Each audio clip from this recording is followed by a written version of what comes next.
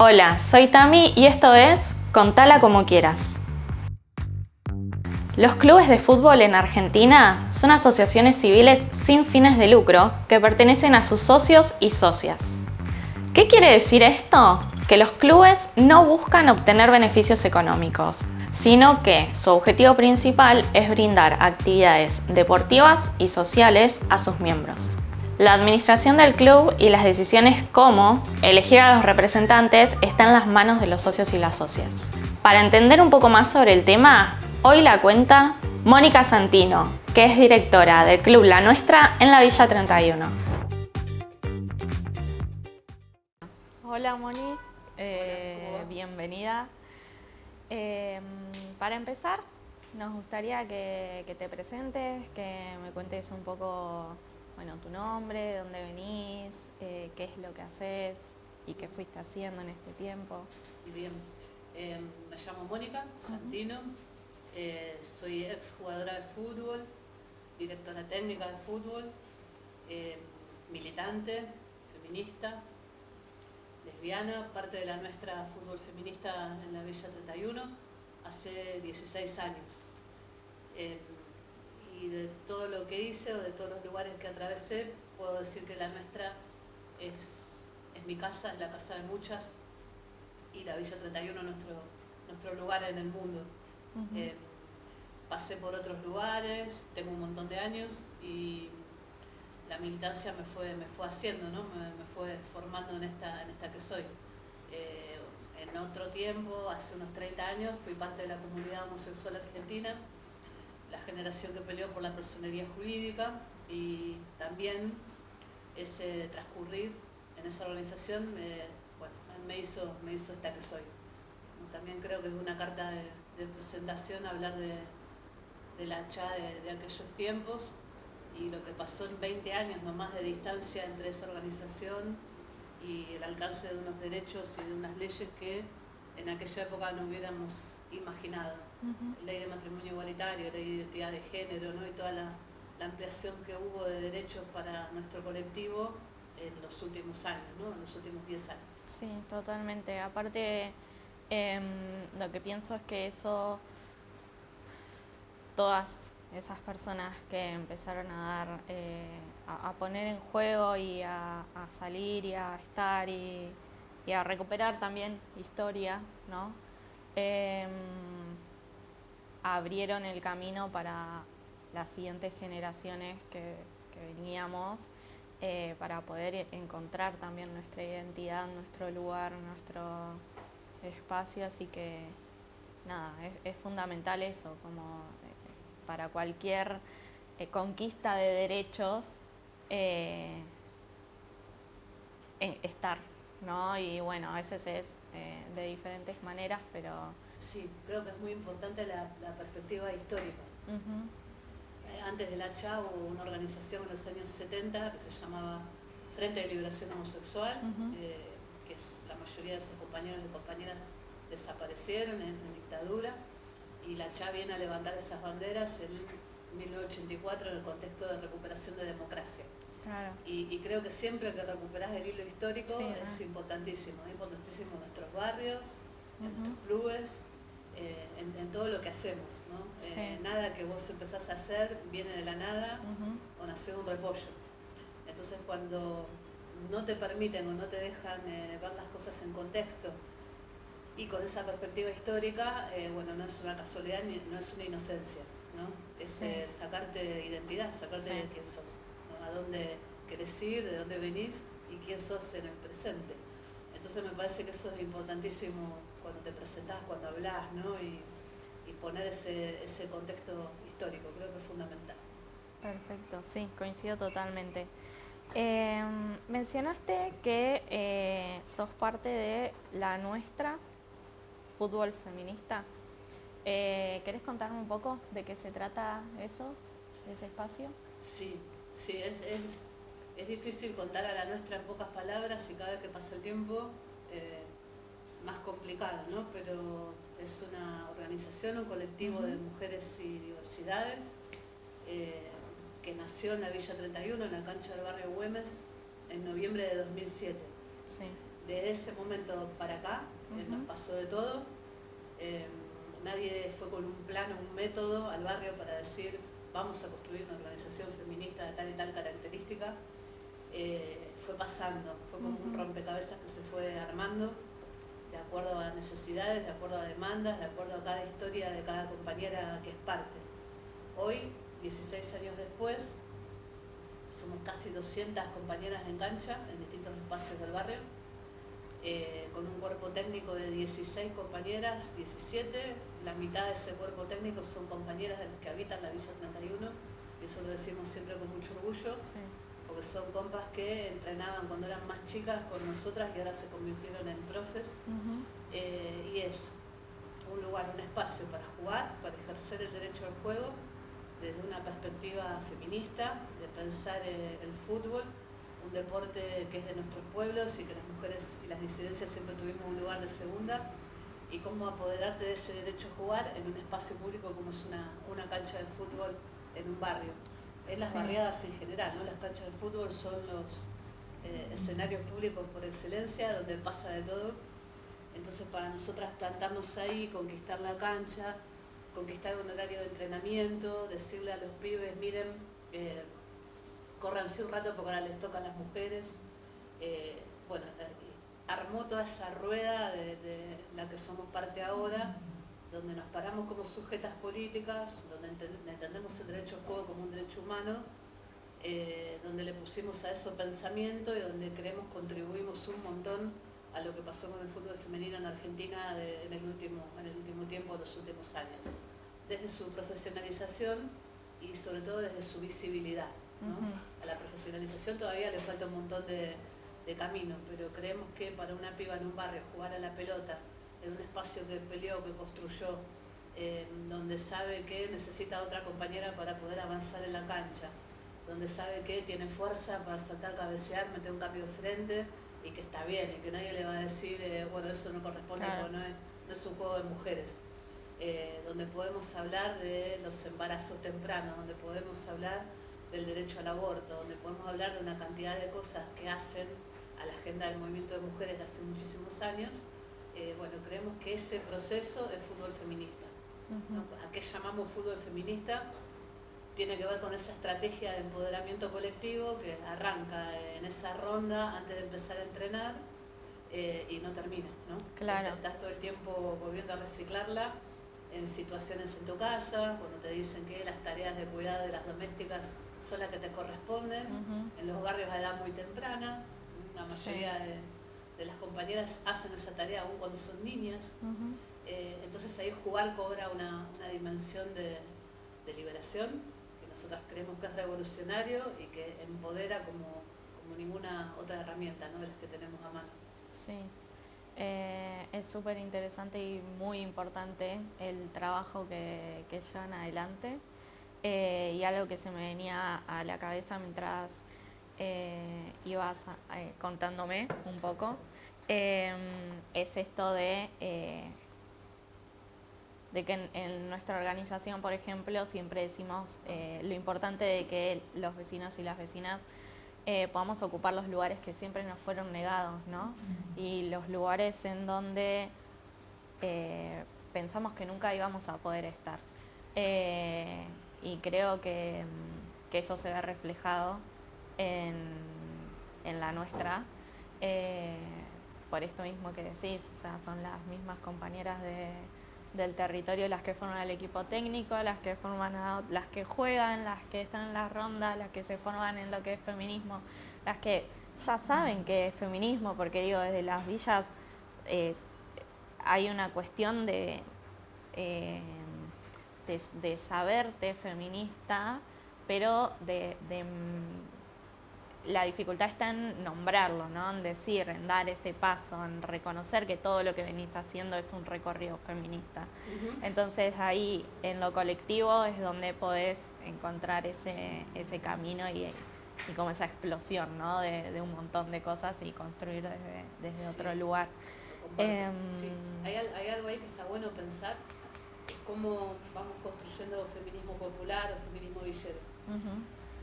Está buenísimo lo que decís, esto de, bueno, no nos podemos llamar feministas, ¿no? Los barrios. Yo no conozco experiencias más zarpadamente feministas que las que ocurren en los barrios.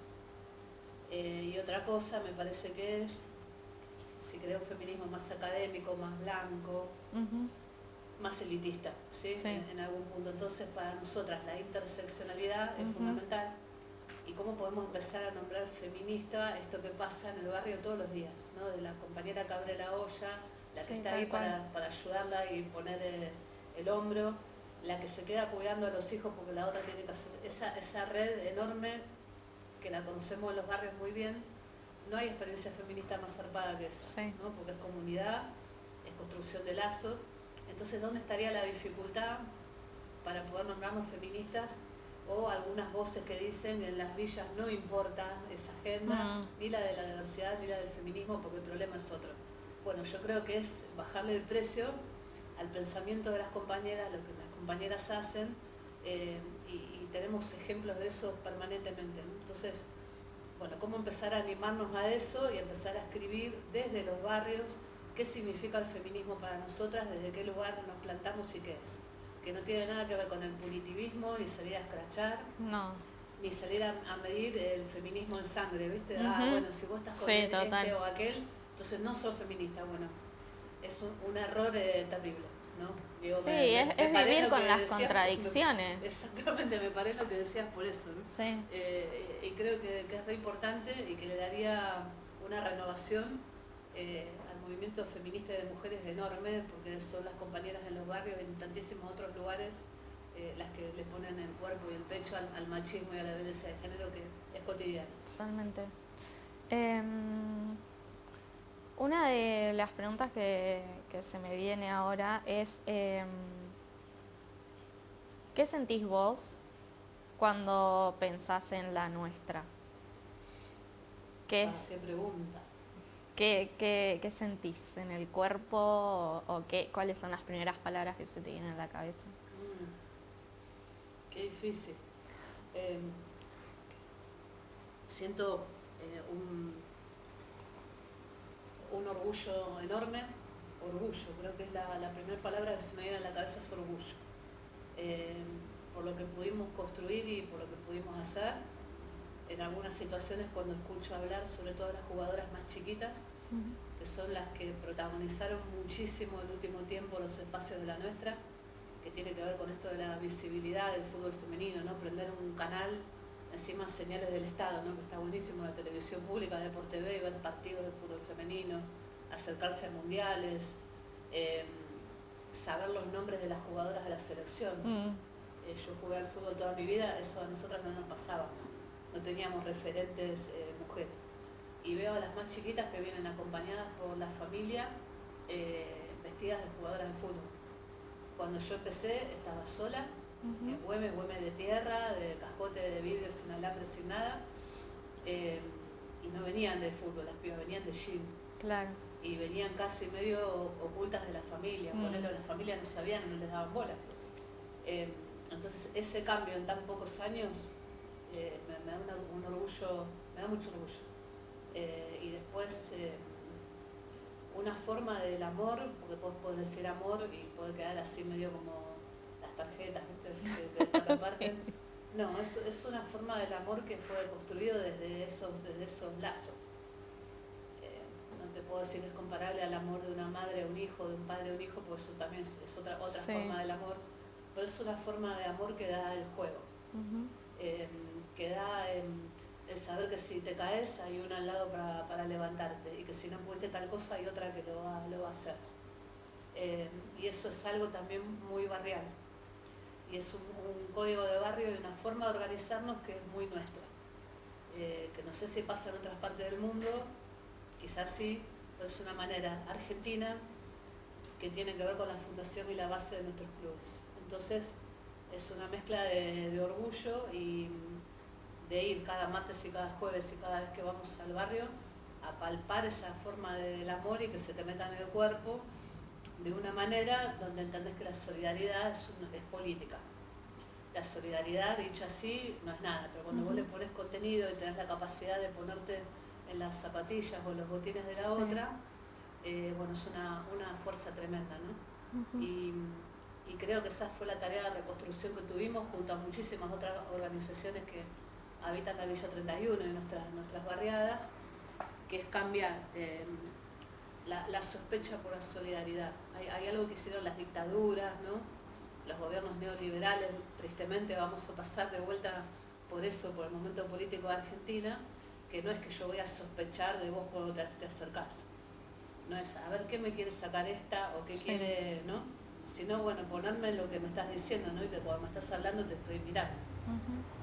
Esa capacidad de reconstrucción y de organización, sin caer en el peligro de romantizar, la veo en el barrio, ¿no? Y creo que es la fuerza de los barrios y me parece que en este momento es donde tenemos que apuntar y que es profundamente político, es político, digamos, ¿no? Sí. Dejar de pensar que el deporte no tiene que ver con la política, que lo que hacemos no es político y que nos bajen el precio, ¿no? Pues muchas veces nos miran desde el lado de la caridad, ¿viste? Claro, sí, sí, tal cual. Y lástima a nadie de maestro, como decía Diego, lástima a nadie.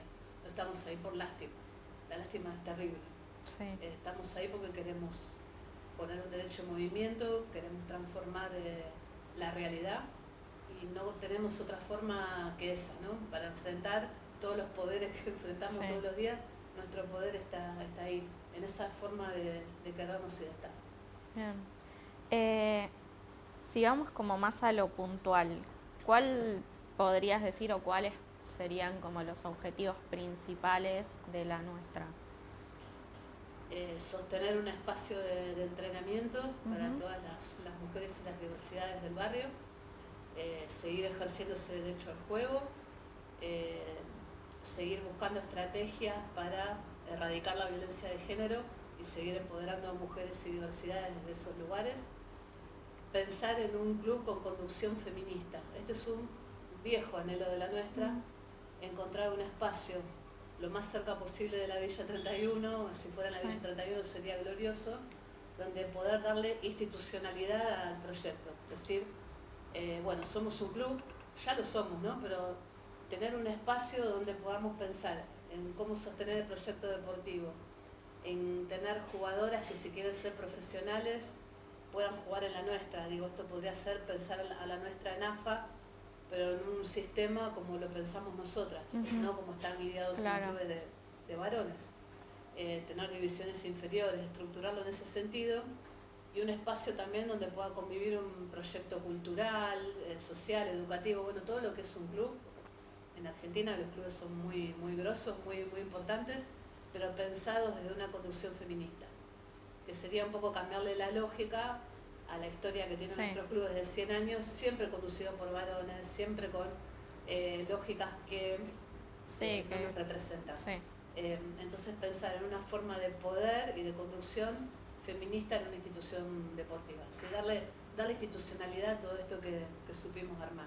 Ese es un viejo anhelo y seguir en el barrio, ¿no? Seguir en el barrio, que no es poco, que es un montón de trabajo, que no es solamente los días de entrenamiento, hay que pensar una cantidad de cosas y también cómo sostenemos las demandas de lo que tiene que ver con la salud sexual y reproductiva, la salud mental, bueno, cómo le vamos dando espacio también a todo eso. Claro, sí, es un trabajo enorme y es trabajar en red constantemente. Permanentemente. Constantemente.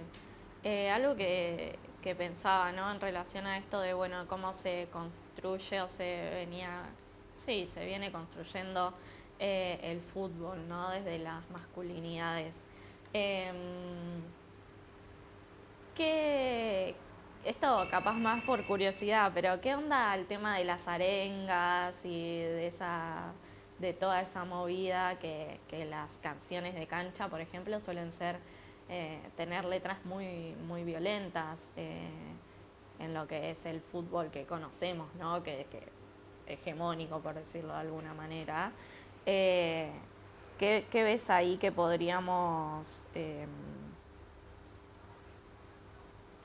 ¿de qué manera podemos intervenir para transformar eso? y que las canciones de cancha, por ejemplo, específicamente, dejen de tener ese contenido tan homofóbico, tan violento, homofóbico, discriminador. Sí, facho. Sí. Tiene de todo un poco. Sí. Tiene de todo un poco. Bueno, eso es muy difícil porque es nuestra cultura, ¿no? De hecho, hay muchas de nosotras ahí que nos tenemos que llamar a una propia deconstrucción. Porque cuando vamos a ver a nuestros equipos de fútbol, de varones, terminamos cantando de, claro. No te digo que todo, capaz alguna línea te callas porque es un montón, pero la expresión sigue siendo esa, ¿no? Claro. Y es muy difícil. Creo que eso es muy difícil cambiar esa lógica, es complicadísimo. Lo que nosotras intentamos, sí, en nuestro espacio, es que las arengas tengan que ver con lo que nos está pasando. Claro. Nadie va a insultar a una jugadora porque algo en cancha no le sale. Y una costumbre que tenemos muy saludable es antes de los partidos, antes de los entrenamientos y después también de cada partido, de cada entrenamiento, terminar con una ronda, donde cada una puede contar y decir lo que le pasa, lo que dice. Digamos, hay un momento de circulación de palabra que nos parece tan importante como cuando te pasás la pelota. No tenemos la misma presión, no tenemos ahí un interés de mercado sobre nuestros partidos, que es lo que le pasa a los varones y que es terrible. Pensá que de los pibes que llegan a inferiores a la elite de futbolistas va a llegar menos del 1%, la gran mayoría se queda en el camino y es maltratado en ese camino, claro. Con mucha violencia, lo podés ver en los torneos de fútbol infantil, lo podés ver en el propio barrio. Nosotras participamos de un torneo interno del barrio donde los compañeros que dirigen es terrible. Claro. Y nos hemos enfrentado más de una vez y hemos tenido más de un problema una vez. Y creemos que esas maneras no son. Sí. No sé si tenemos la forma de combatirlas, sí tenemos la manera de seguir construyendo lo que nosotras creemos que está bien desde nuestras convicciones, ¿no? Claro. De nuestra visión del mundo. Cambiar todo ese universo de fútbol es complicadísimo, ¿no? Porque también tiene una parte que es maravillosa, que son los 5 millones de personas en la calle cuando Argentina salió campeón del mundo. Total. Y partidos que volvés a ver y te volvés a emocionar, y partidos que fueron muy picantes, que tienen montones de cosas de barrio que también son hermosas. Entonces todo el tiempo te devuelve un espejo que es jodido, porque está todo lo lindo y está todo lo feo. Claro. Y el fútbol es eso. Sí. ¿No? Yo vuelvo a ver a Argentina en Países Bajos, que ves a los jugadores enojados por lo que dijeron de ellos y lo que dijeron de Argentina, y la verdad me da mucho orgullo. Y claro que no está bien que Paredes le pegue un pelotazo al banco de suplentes enojadísimo, pero a la vez me encanta. Claro. Sí. Y a la vez me encanta cómo defendieron a Messi. Y montones de cosas que pasaron que estaban buenas y que también estaban malas, que tienen que ver con esa... Sí, con lo de las contradicciones que hablábamos también hace un rato. Es contradicción permanente. Algún sector del feminismo nos criticó mucho cuando lloramos a Maradona cuando murió, y montones de reivindicaciones que hacemos de Maradona permanentes, porque era machista, porque sí, nadie niega toda esa parte, pero no podés no asumir la contradicción, porque es la vida misma, y no podés no amar a Diego, porque era machista. Claro. Entonces yo tendría que cortar a la mitad de mi familia, ni a mis tíos, ni a mi viejo, ni a mi abuelo, que también me hicieron parte de lo que soy, y también me enseñaron a amar el fútbol desde el lugar que lo amo. Eran machistas terribles. No me puedo llenar una cantidad de anécdotas como te debe pasar, ¿no? Con tu propia familia. Yo no puedo no amar a Diego, porque Diego fue un tipo que prefirió pararse en la incomodidad para contestar al poder permanentemente, y se podría haber hecho el boludo y la podría haber pasado muchísimo mejor y haber ganado muchísima más plata de la que ganó. Sin embargo, Diego siempre se ponía en el lugar incómodo, y nunca se olvidó de dónde nació, nunca se olvidó de nada, y era un tipo terriblemente generoso. Machista, maltratador de mujeres, sí, claro, sí. Pero no puedo irme a un extremo donde creer, bueno, que el mundo es solamente esto, ¿no? Bueno, el mundo está lleno de contradicciones, y cambiar el fútbol es abrazar toda esa contradicción. Quizás haya un tiempo donde nuestras nietas no sé, vayan a la cancha en otras condiciones. Va a pasar mucho tiempo, ¿no? Porque forma parte de lo que es, ¿no? Sí, también creo que un poco es esto, ¿no? Bueno, reconocerlo y Y sí, de repente te ves envuelta en todo eso y te sumás a la movida y todo y lo disfrutás y después, bueno, lo repensás pero como esto, ¿no? No estar latigándonos todo el tiempo, no estar como pensando todo el tiempo qué palabra, qué no palabra, como poder disfrutar de todo, de todas esas contradicciones que atraviesan al fútbol es fundamental. Es un sistema, ¿no? Y en ese sistema hemos sido criados varones, mujeres y diversidades. No podés, vuelvo a lo mismo, mirarte al espejo y pensar que no tenés nada que tenga que ver con el patriarcado en tu persona. Y nadie va por la vida como, no sé, como alguien puro, transparente, ¿no? Sí, tal la cual. verdad que no es así. Yo pienso, y vuelvo al ejemplo de Maradona porque es parte de nuestra identidad también. Quizás Diego vivo un tiempo más hubiera abrazado una cantidad de cuestiones feministas, sobre todo la de los barrios, pensando en su madre y pensando en sus hermanas. Y fue alguien que habló a favor del aborto no mucho antes de morirse, y sabía de qué estaba hablando. Sí. Entonces, una operación de prensa, montones de cosas donde, bueno, se acentúa las partes negativas de Maradona, es porque Maradona era alguien sumamente incómodo para el poder. Y me quedo con eso, ¿no? Buenísimo. Estuvimos hablando un poco de lo importante de los espacios deportivos en las villas, en los barrios, para las feminidades y para las disidencias.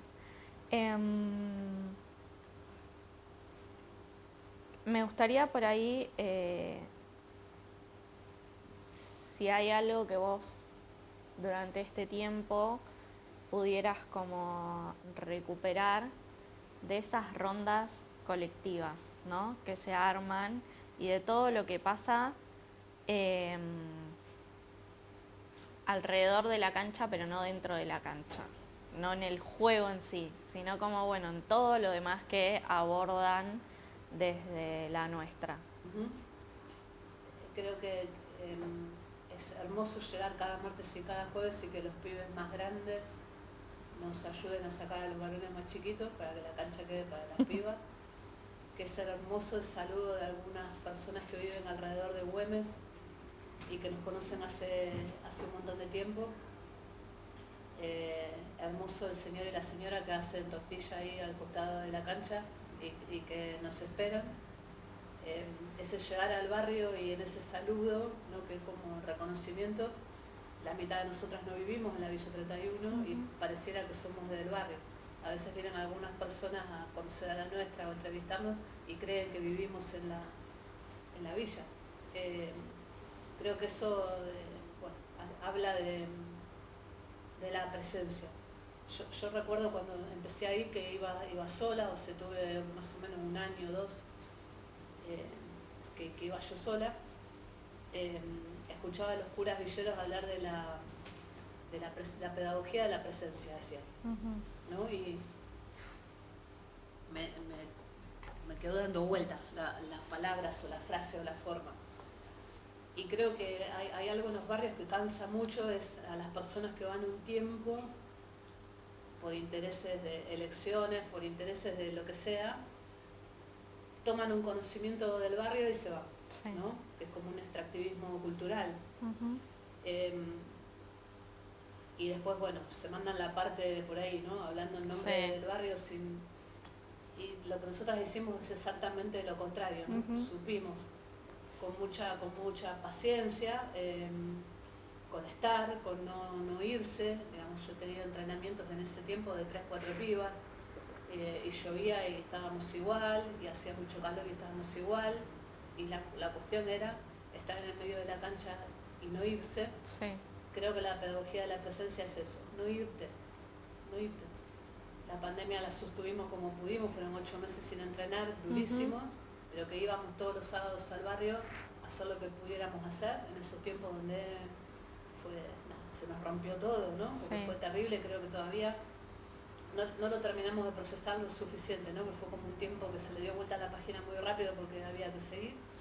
Pero bueno, murieron madres de compañeras que eran muy importantes en el barrio, muy grosas, ¿no? Y por estar al frente de los comedores en ese tiempo, ¿no? Sí. Entonces, creo que lo que pudimos hacer en este tiempo fue eso, ¿no? Y que lo cosechamos gracias a esa presencia, a esa forma de estar. Todo lo que decimos con respecto al fútbol, cuando hablamos del fútbol feminista, del derecho a jugar, de la cancha, lo aprendimos en el barrio.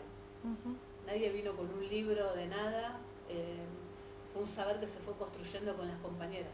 Imposible hacerlo sin las compañeras del barrio, por eso me parece tan importante ponerle el valor que tiene ese saber que es villero, ¿no? Y después, en esas rondas, tanto de inicio como de final, es escuchar hablar a las pibas, ¿no? Cómo se va armando un pensamiento con respecto al fútbol, con respecto a jugar, lo que significó jugar esa tarde, lo que significó capaz olvidarte un rato de los problemas y estar pateando la pelota ahí, en la vuelta o la devolución que cada piba le hace a esa profe, ¿no? Nosotras ahora, y eso fue un poco por la pandemia, nos dividimos en una cantidad de grupos. Antes entrenábamos todas en Güemes.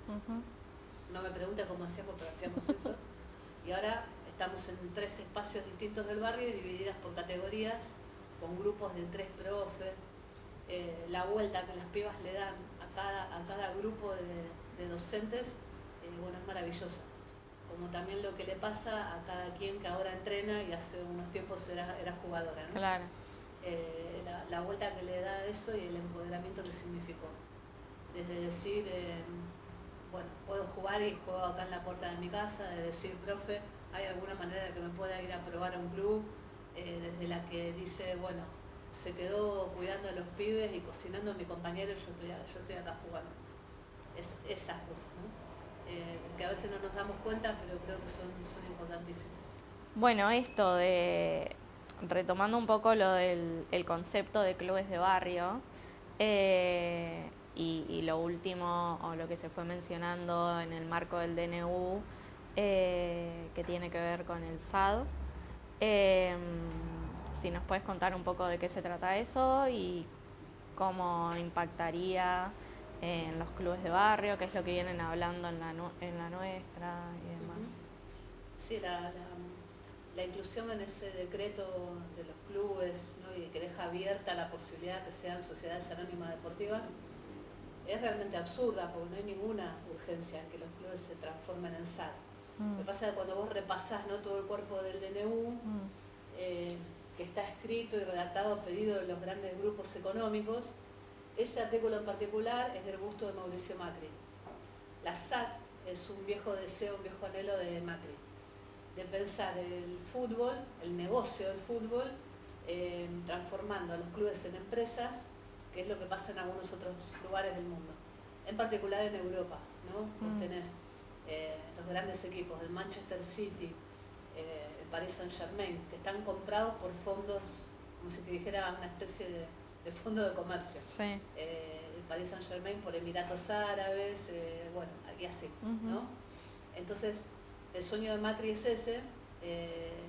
Lo quiso hacer cuando era presidente de Boca, no pudo, se chocó, pero así de frente, con los viejos dirigentes de clubes que no quieren saber nada con sociedades anónimas deportivas, porque podemos criticar montones de cosas de esos dirigentes, pero hay algo en la esencia de cómo está construido el deporte argentino que no podés destruir así nomás por el capricho de un niño rico, porque hay que decirlo, sí, ¿no? como es claramente. En esa oportunidad, la presidencia de Julio Grondona, que lo cuenta todo el mundo porque es gracioso, Grondona le hizo creer a Macri que lo apoyaba, por supuesto la asamblea iba a votar lo que Grondona dijera, y votaron todos en contra, y cuando terminó la asamblea, Grondona le dijo, perdimos, Mauricio, en el tono de Grondona, que no me sale.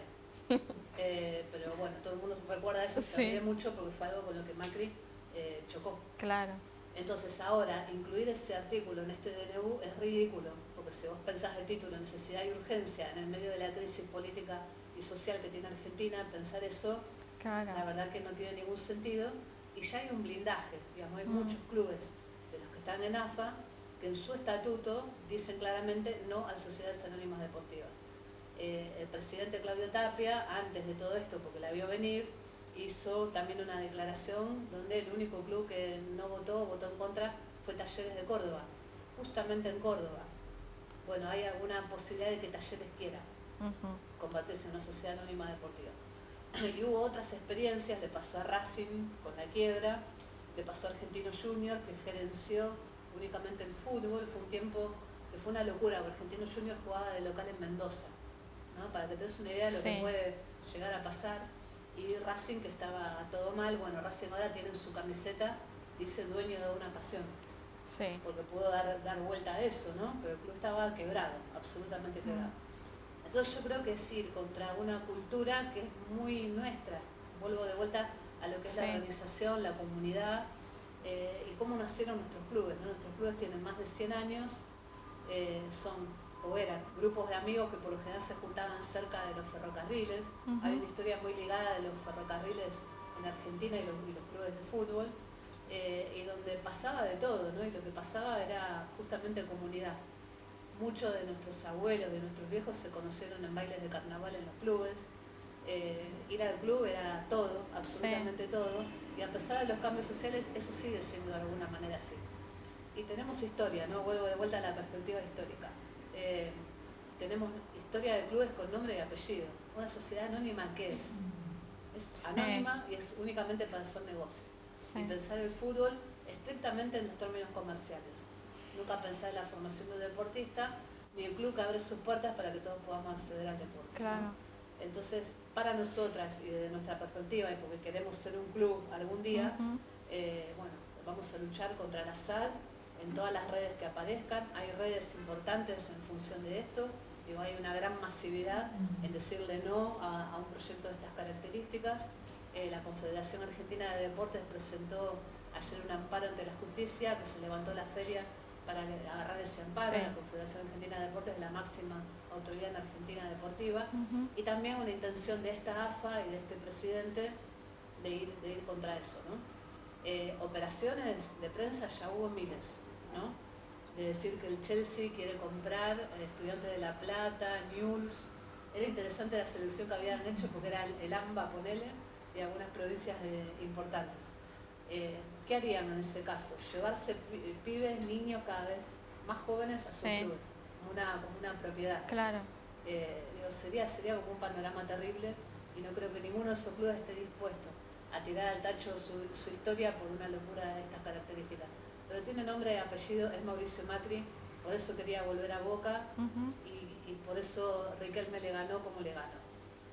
Justamente por eso, porque el poder es que te quieran, ¿no? Sí. Y voy a agarrarme las palabras de Roma. Total. Cortamos un cachitito, Sí. vamos a cargar batería, ¿no? Sí.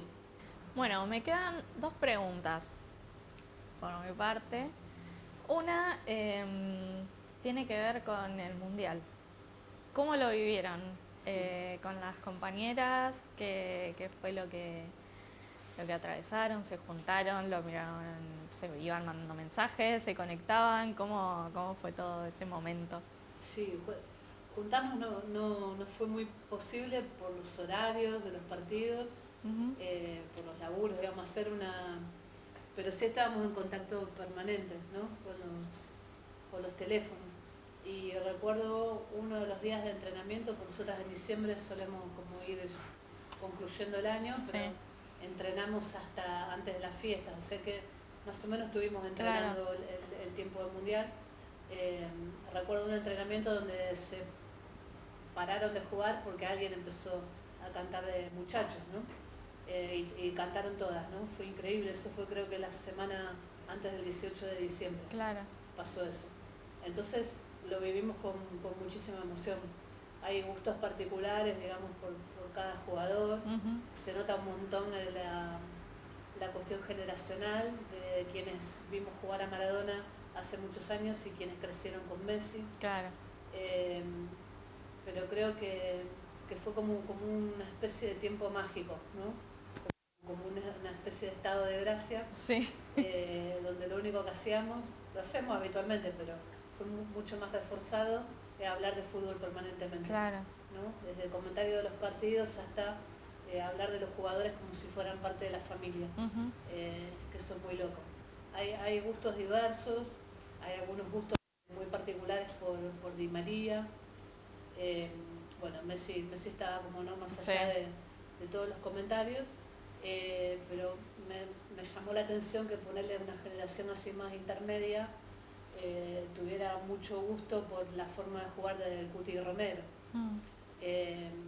por la manera en la que defendió, por la manera en la que marcaba, ¿no?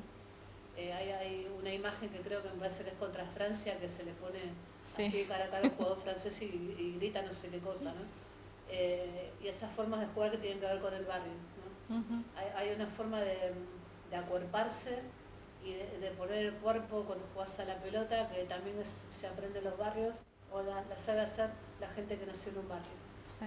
Y hay mucho del origen de los jugadores que tiene que ver con esa forma de fútbol, ¿no? Que también es muy argentina. Vos aprendés a jugar al fútbol en un ámbito donde todo lo tenés que inventar y fabricar. Y el fútbol es un juego de invento y de fabricar. Digamos, vos estás todo el tiempo anunciando que vas a hacer algo y en décimas de segundo cambiaste de opinión y arrancaste para otro lado, ¿no?